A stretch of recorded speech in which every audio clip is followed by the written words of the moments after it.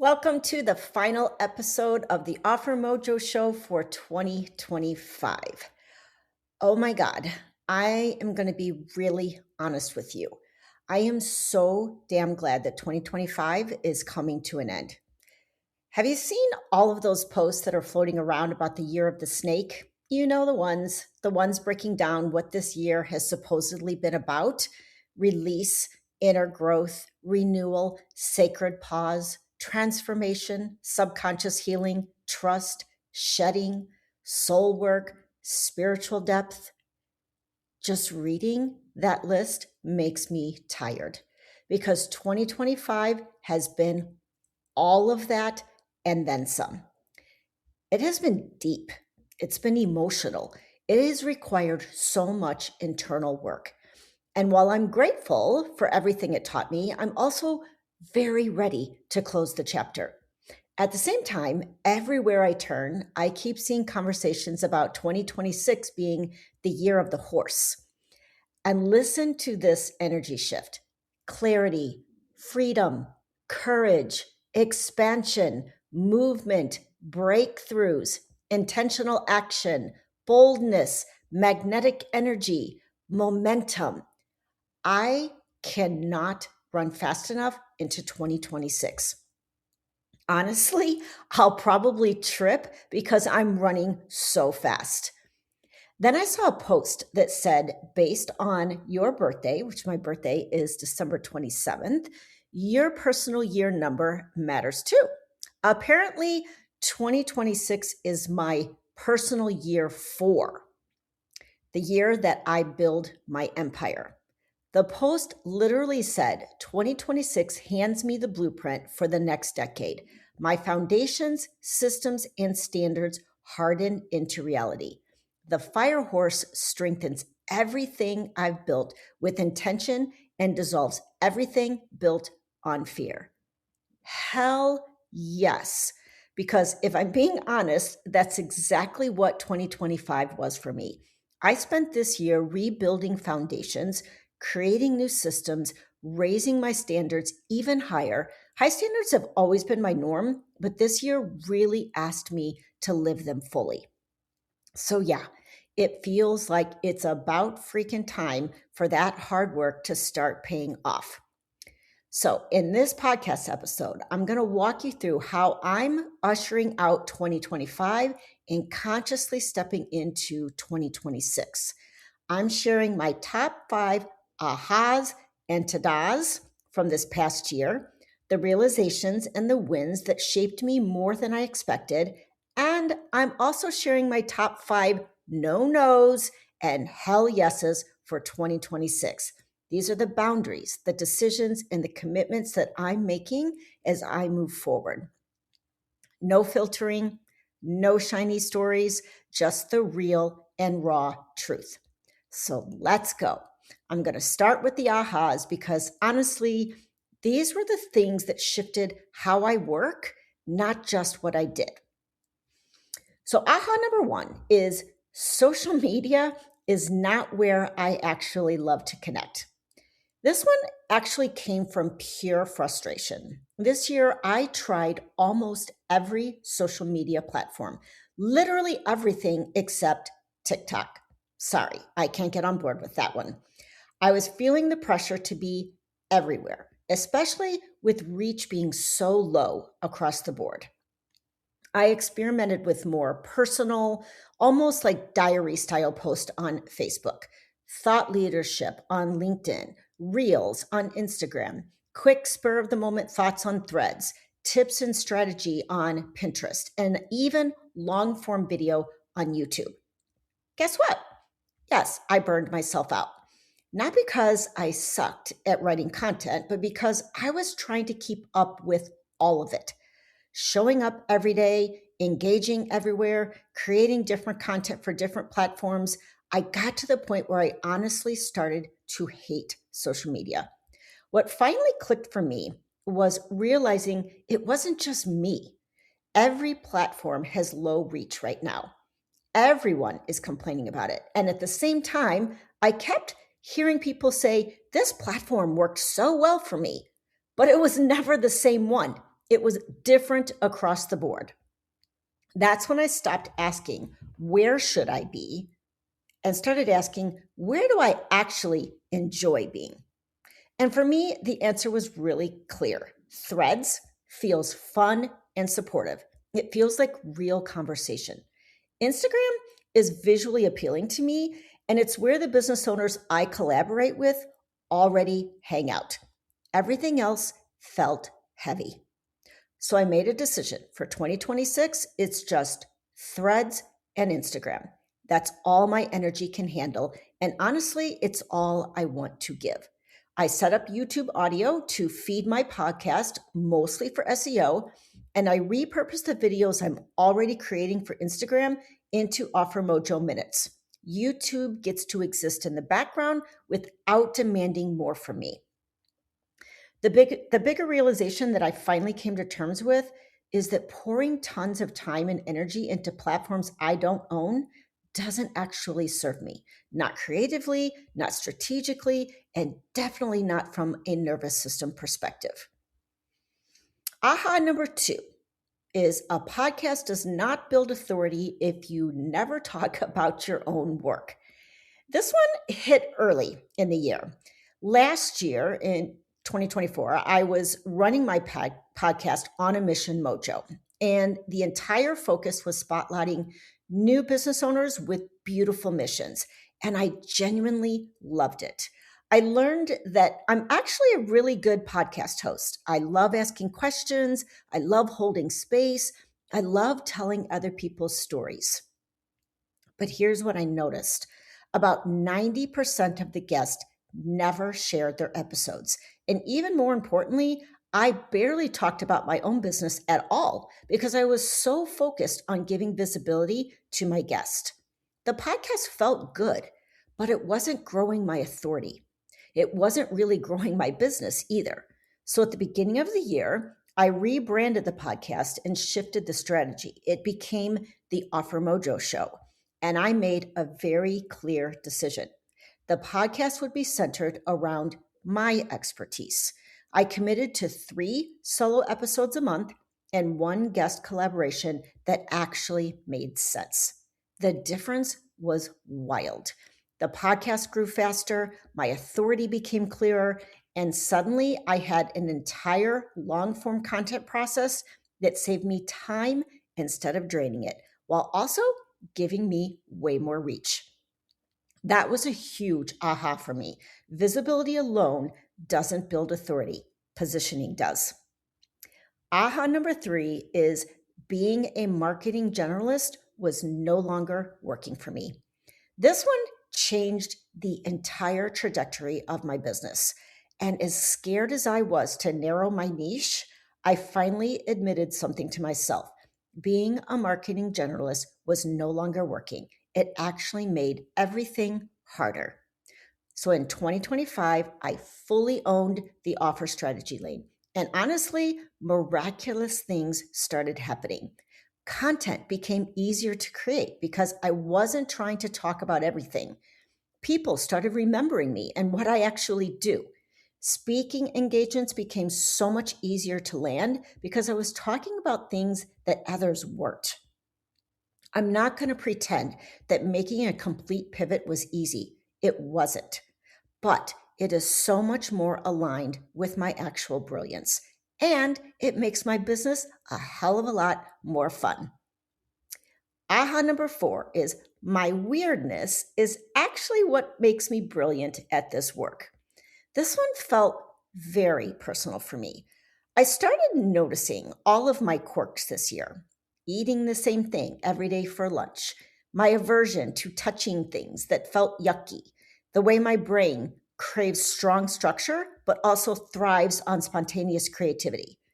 I started questioning whether or not I have a neurodivergent brain, which honestly makes sense considering I have one ADHD son and one highly functioning autistic son. Then I started noticing something else. So many of the people I attract into my world also have neurodivergent brains. And instead of seeing that as something to fix or hide, I started realizing it's the exact thing that makes me uniquely wired for the work that I do. My systems brain, my pattern recognition, my ability to hold structure and creativity at the same time. That realization changed how I see myself, and I've started celebrating all of me instead of hiding what actually makes me unique. Aha number 5 is I don't stop often enough to celebrate myself. This one honestly brought tears. I was at an end of year business planning event, and on day one, we spent time reflecting on the past year. I got unexpectedly emotional because I was shocked at everything I had accomplished. I am such a high achiever. I accomplish one thing and immediately move on to the next goal. I focus on what didn't go well, what hasn't happened yet, and use that to push myself harder. Slowing down enough to actually see my wins was a massive mindset shift. It also made me ask a really honest question. Why can I so easily celebrate other people, but not myself? That's something I need to work on. Thankfully, I'm part of a business community that celebrates wins and has a dedicated channel for it. So I've made myself a promise. Every day, I capture one win from my day, no matter how small. This aha has been about letting myself be proud. And that's something I'm carrying with me into 2026. So those were the ahas, the realizations that changed how I think, how I work, and how I move through my business. Now I want to talk about the TaDa's. And I'll be honest, this part doesn't come naturally to me. Celebrating myself is still something I'm learning how to do. But if I'm really honoring what 2025 gave me, I can't skip this part. So here are the things that I'm genuinely proud of this year. Ta-da! Number 1 is building the OfferMojo Squad. Never in a million years did I think I would build a full custom team of AI assistants. If someone had told me a few years ago that I was going to become an AI builder, I honestly would have left, like full on left. I would have told you that kind of thing is not my superpower. Turns out I would have been very wrong. What surprised me the most is how naturally this work fits the way my brain is wired. Systems, frameworks, pattern recognition, strategy layered with intuition. Once I got into it, it felt oddly familiar. I started by building and refining custom GPTs for my own business, just tools to support how I already work behind the scenes every day. Then my friend and business colleague, Malika, challenged me to build a public facing GPT. Oh my God, I was so nervous. But I took the challenge and I built the AI powered offer confidence toolkit. And it quickly became the most popular lead magnet I have ever created. That's when the bigger idea hit me. If you can build this, why can't I build an entire team based on the exact frameworks I use with my clients? I knew people were DIYing their way through offers and getting stuck. I had such a strong desire to help them to do this more strategically without burning themselves out. So, over the course of 3 months, I built a full team of 6 assistants that cover offer strategy, ecosystem, structuring, messaging, visibility, and sales. The amount of detail, refining, and testing that went into this is honestly mind blowing. And the day I launched the OfferMojo Squad is hands down one of my proudest moments of 2025. Ta-da! Number 2 is drastically minimizing impostor syndrome. This one runs super deep and raw for me. At the beginning of 2025, I started therapy again with one very clear intention. I wanted to remove the internal blocks, stories, and beliefs that were quietly sabotaging my success. Every Friday, I showed up. And yes, many Fridays, I would spend the entire session crying. It required a lot of digging, a lot of healing old childhood stuff that I thought I had already dealt with. What's funny is I've spent years in therapy before, and I truly thought I was done. It was actually my spouse who encouraged me to try again. I resisted at first because I felt like I had already done the work, but this year was different. I was willing to go deeper, to look at the shadow sides of myself that I didn't want to face. But more importantly, I learned how to love and have compassion for those parts of me instead of trying to get rid of them. This process took the entire year. But I can honestly say I've embraced my brilliance in a way I never had before. Those old thoughts still pop up occasionally. The I'm not good enough, I don't know what I'm talking about, I need to prove myself moments. But now I know how to bring myself back to reality much faster. And that alone has changed how I lead my day-to-day life and business. Ta-da! Number 3 is showing up on video every single week. 2025 was the year I committed to one video every single week. Before that, I told myself I wasn't a talk off the cuff person, and I'm not. So instead of forcing myself into something that didn't work, I gave myself permission to script my videos and use a teleprompter. And genuinely do not care if people can tell. I showed up every damn week of 2025 on video. And as an introvert, this did not feel natural at first. But then something weird happened. People started telling me they love my videos, that I'm really good on video. What? Like, that honestly is still unbelievable to me. But I'm proud of myself for breaking all the rules and doing it in a way that actually worked for me. Ta-da! Number 4 was simplifying my tech and reclaiming my nervous system. This was the year that I finally said, I am done running my business on a million tech tools. I moved my entire backend into high level. I honestly resisted this for so long because of all the rumors that high level is a tech beast. And listen, the rumors are true. It is. But I didn't let that stop me. I dug in, tried to learn it, and when I got too frustrated, I gave myself permission to hire a high-level specialist. Best decision ever. So today, my business runs on ClickUp and high level. That's it. And I freaking love the organization and smoothness that it's created.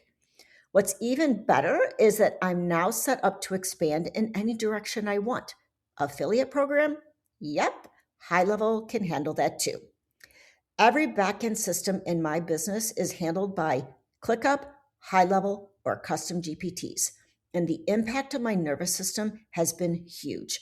Things feel calm, clear, and expandable.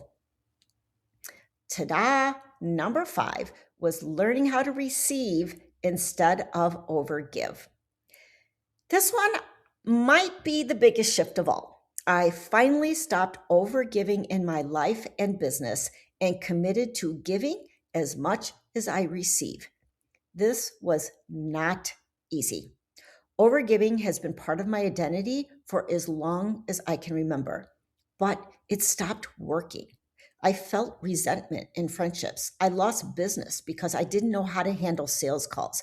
I ran myself ragged because I didn't set boundaries. And I noticed something else. I was really bad at receiving. So I stopped. I let go of a friendship that was so one-sided, it drained the hell out of me. I stopped giving advice on sales calls. Instead, I listened deeply. I used my coaching skills to help people get clarity. I asked what kind of support they actually needed, and then I presented a solution and let them decide. If they didn't buy, I followed up once, gently. If they didn't respond, I let it go. I stopped being the one who always reached out to friends, not out of punishment, but because I knew I couldn't receive if I was always the one giving. And then something interesting happened. Friends started texting me. My brother reached out to take me on a special outing. I got into this predictable call rhythm with my sons. Clients I had never heard of showed up wanting to work with me. Some people might call this selfish. I used to. Now I call it self preservation and the art of receiving. So is 2026 going to be different? Oh, yeah, it sure is. So after the ahas and the TaDa's came the really important question: what am I no longer available for? Because clarity is one thing, but boundaries are where life actually changes. So these are my no-nos for 2026. No-no number one, packing my calendar with coffee chats and networking calls. In 2025, I scheduled so many coffee chats and networking calls. And listen, if my only job was connecting with amazing humans, that would be awesome. I genuinely love meeting new people. I love learning about their lives, their businesses, their stories. But that was not my only job. What I noticed was that by the end of every week, I was completely stressed out. Not because the conversations were bad, but because I had so much actual work to catch up on. So here's the no. I am not packing my calendar in 2026. I've capped myself at 2 coffee chats per week. That's it. I've chosen a few communities I want to go deep in, and I'll participate in those networking spaces intentionally. No more scattering my energy everywhere just to feel busy. And I'm also done doing coffee chats with people I already know I'm not aligned with. This one is super hard for me because I love connecting deeply and I honestly feel guilty saying no to invitations. But I also don't want to hear my spouse say one more time, "And what are all these coffee chats doing for your business, Lori?" Especially when I quietly knew that 90% of them weren't moving the needle at all. No number 2, not paying myself. This one is huge and very hard to admit publicly. Here's something to know about me. I honestly don't mind working for free. I love my work that much. In a heartbeat, I would rather help my team financially or reinvest into my business. But this is complete insanity, and I'm not doing it anymore. If I can't give to myself, who the hell is going to give to me?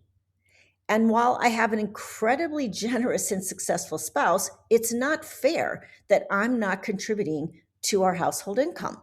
I used to contribute regularly. The truth is, my business pivot this year made traction harder in the short term. 2025 was a build year.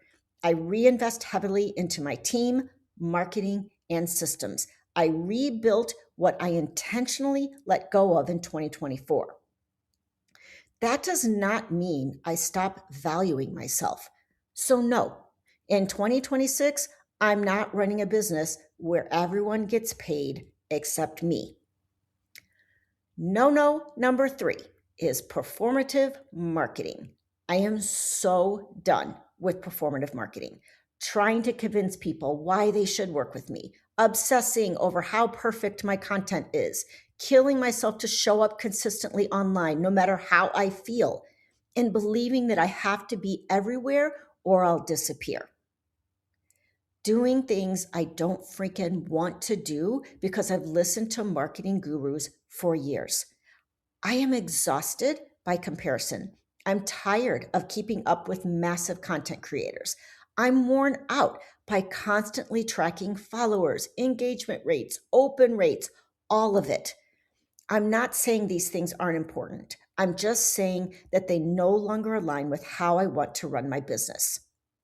If I have the energy, the desire, and the time to dig deeply into strategic marketing efforts, I will. It's not like I don't know how, but if I don't, I'm also completely good with producing my weekly podcast, blog, and newsletter, and showing up consistently on Instagram and Threads with content that I actually enjoy creating. That's already more than many people do. and it feels sustainable to me. No number 4 is traditional launching. I am saying a heck no to traditional launching. I'm not writing a million launch emails. I'm not creating a full content calendar just to hype an offer. I'm not forcing urgency that doesn't feel real. It's funny because 2025 was the only year I've ever done launches in my business. And now I know why I resisted them for so long. They just don't feel natural to me. I don't have my full selling strategy for 2026 mapped out yet, and I'm okay with that. But I do know this. When I went to launch my Offer Confidence Monthly Lab for January, I was met with huge resistance. I'm not sending a bunch of emails trying to convince people to join a $97 masterclass and small group coaching experience. If people sign up, I will absolutely show up and deliver. I will pour my heart into helping them with their offers for 90 minutes. Some people will say, well, then you're not going to sell anything. I don't actually believe that. Almost none of my clients this year came from launches. They came from personal connection and long form content. And that tells me everything that I need to know. No, number 5 is worry. This one is simple, but not easy. I am saying no to worry.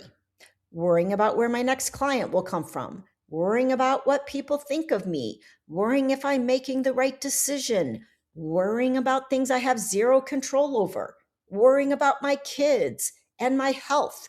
The list goes on. Worry is such a complete waste of my energy. Every time I catch myself worrying, I'm going to consciously reframe it into a belief I want to strengthen. I'm not letting worry rent space in my brain anymore. I'm choosing to trust myself. And honestly, I'm choosing to trust life a little more too. And now for my favorite part, the hell yeses. These are not wishy-washy intentions. These are decisions. These are the things I'm actively choosing to lean into as I step into 2026.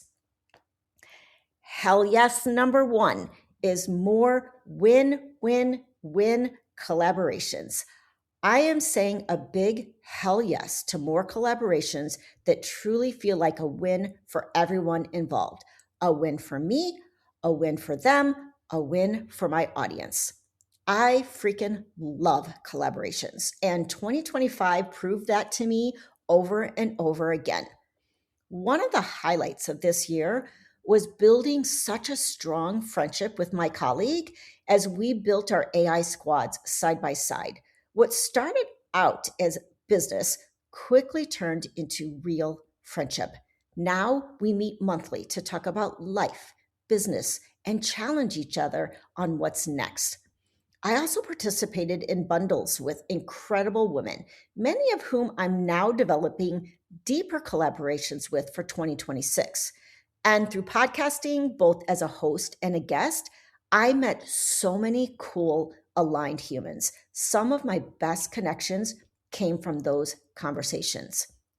I've even joined a new community this year called the Rising Tide Collective, which is completely dedicated to building better collaborations.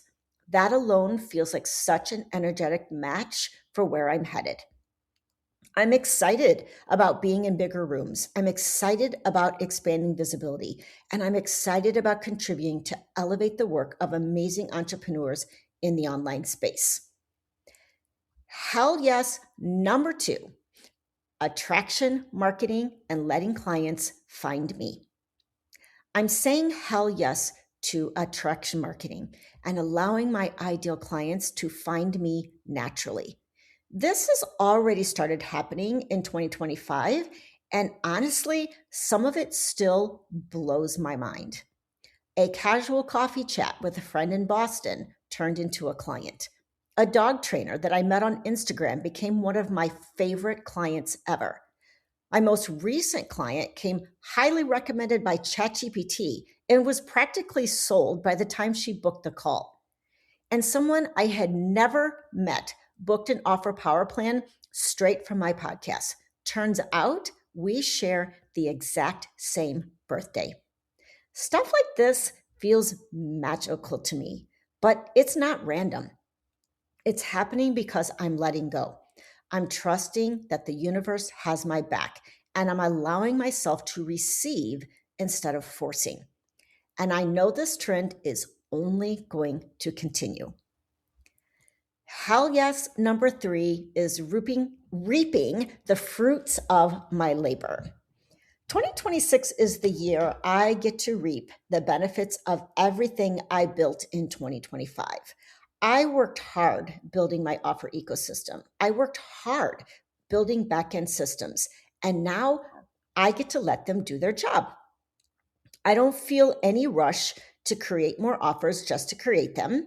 My offers are working. I don't want to dilute my flow or disrupt what's already aligned. That doesn't mean that I'll never create anything new. Let's be real. Creating offers is basically my love language. But if I do, it will be intentional and strategic. For the most part, I'm building on what already exists and creatively using what I've already built. Simplicity and ease are my goals. Hell yes, number 4 is investing only in what I will actually use. I'm also saying hell yes to investing only in solutions I know that I will truly use. It's kind of funny looking back because I bought a lot of small programs this year and I listened to very few of them. Most of those purchases came from a momentary lapse in self trust. I'm not saying that I know everything, I absolutely don't. But I've been in the online business world for a long time. I do know a lot. And I know now that the best use of my money is not more information. The best use of my money is having someone or something handle what I'm not good at, what I don't enjoy, or what pulls me away from my zone of genius. Time is my real need, not more knowledge. And hell yes, number 5 is energetic flow. This, like, oh my God, I can't even tell you like how important this is to me. Energetic flow for me is like paying attention. If my energy feels stuck, I'm going to notice it and shift it. If I'm tired, I will rest. If something consistently creates negative energy, I will change it. And if my body is screaming at me to stop, I will stop. I'm going to slow down enough to notice when I'm slipping into misalignment instead of pushing through it. If an old pattern or a thought pops up, I'm going to reframe it quickly. I'm choosing optimism. I'm choosing fun. And if I experience so called negative emotions, I'll allow myself to feel them without getting stuck there. I'm surrounding myself with humans who are positive, aligned, and see my value. I want life and business to feel easier, lighter, more fluid. And saying hell yes to energetic flow is how I'm going to get there. So let's bring it home. Writing this was incredibly cathartic for me. It forced me to slow down, reflect deeply, and actually say goodbye to 2025 in a way that felt intentional instead of rushed. It helped me honor what this year gave me, even the hard parts, and to step into 2026 with a clear mind and a real plan. And now I'm already thinking about how I want to capture all of this somewhere so I don't forget it. Because the last thing I want to do is move forward and lose sight of the lessons, the boundaries, and the commitments that matter most to me right now. I want these reminders visible, accessible, something I can come back to when I'm tired, overwhelmed, or tempted to slip back into old patterns. So if this resonated with you at all, I really encourage you to do this for yourself too. Take some time and reflect on your own ahas, TaDa's, No-Nos, and hell yeses.